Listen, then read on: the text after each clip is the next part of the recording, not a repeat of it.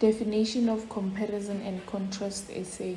In a compare and contrast essay, two topics are analyzed by being compared, contrasted, or both. The key to writing a successful compare and contrast essay is to select two or more topics that are meaningfully connected to one another.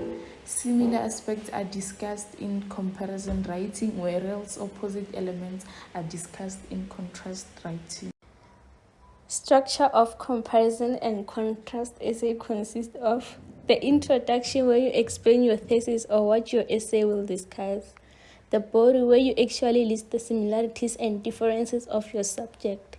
The conclusion, where you wrap up and summarize your points. Introduction. The thesis of a comparison and contrast essay introduces the two themes that will be compared, contrasted, or both, along with the justification for doing so. The thesis may focus more on contrasting, comparing, or both. Always keep in mind that the purpose of the introduction is to inform the reader. Choose whether you want to compare subjects that appear to be similar or different, or compare and contrast subjects first. Once you've chosen a topic, give it a convincing beginning paragraph. The conclusion of the introduction should include the thesis, which should list the topics you'll compare, contrast, or both, as well as what may be learned from doing so. The body.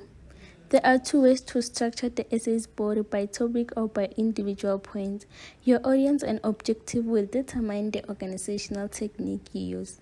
You may also take into account the subject nature as well as your personal method of approaching them.